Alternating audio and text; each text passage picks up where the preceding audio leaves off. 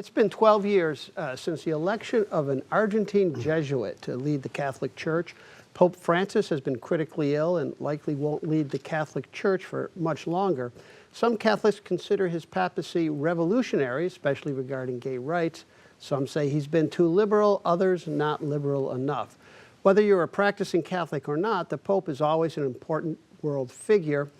So, Anirban, how significant a Pope has he been? I never paid attention to a lot of popes before Pope Francis, and I must say, I truly respect him. I love what he says. He's a true religious reader, and the mark of a true religious reader is not whether you're loved solely by people of your faith, but he is loved by people of very different faiths. I've talked to many people, and they like Pope Francis.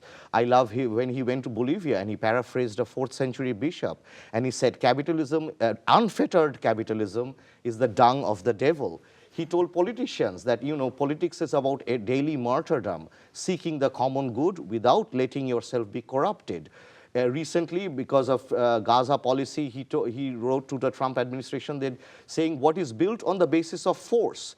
In an extraordinary letter to American bishops, he said, what is built on the basis of force and not on truth about equal dignity of every human being begins badly and will end badly. These are wonderful things to say. I think this is the first pope who are actually washing the feet of the poor. Mm-hmm. The stuff that Catholics, popes do.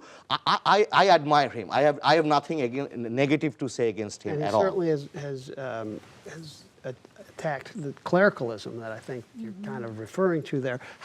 Chad, how would you describe his approach? I think he was the right pope at the right time. You had referenced earlier this conservative liberal divide on gay issues. I think for that particular issue, it's instructive to read the catechism that details the church's theology, which states both that people with homosexual desires must be accepted with respect, compassion, and sensitivity, that every sign of unjust discrimination in their regard should be avoided.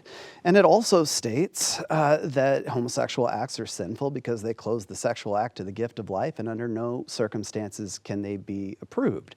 And so in that sense, the people who say that he's too liberal miss the first point. People who say that he's too conservative miss the second point. And really, we're talking about theology, which is complicated. It doesn't change rapidly. It changes slowly, if at all.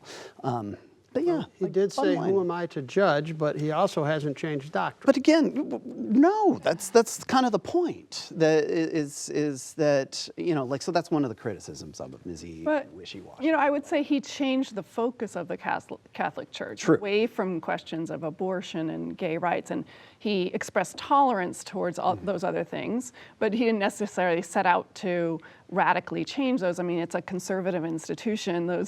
They don't, endorse, they don't go for radical change. But what he did is shifted attention to different set of issues. And one of those was the environment. And so I also, like Anirban, really respect this Pope. I'm not Catholic, but I was just very heartened when he came out very strongly in 2015. He wrote an encyclical on climate change and the environment. He took the name of St. Francis, who was the patron saint of animals and nature.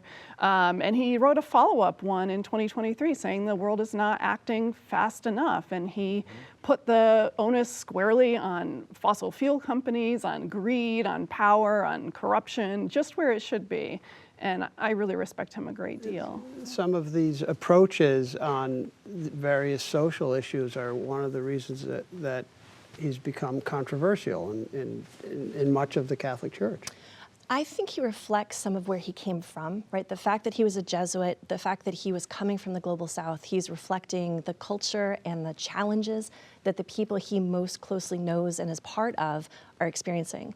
And for me, it raises the question of who's next and what sort of leader will we see come out of the Catholic Church next. We saw that Pope Francis was very clear in his articulations in condemnation, really, of Donald Trump's attacks against immigrants. And will we see then a papacy that more aligns with a Trump doctrine, or do we see somebody who continues in Pope Francis's vision? I don't think that we will. I mean, to your point, Sarah, I think that what he was doing was and right in doing so, is shifting the emphasis on the theological value of virtue of love and charity. I don't think that's going away. You know, every pope is going to be supportive of immigrants and that sort of thing. On the sort of economic issues, I would often joke that Francis understands economics as an Argentine, not as an economist, which is to say, not well.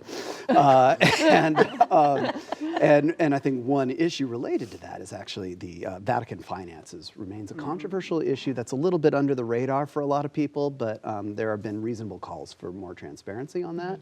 And so I think that's something that the next pope would be right to try to clean up. I reached out to a relative of mine to ask him what he thought about the Pope, and he had an interesting line. He said he tends to get himself in trouble because he operates with his heart more than anything. But in defense of that, so did Jesus.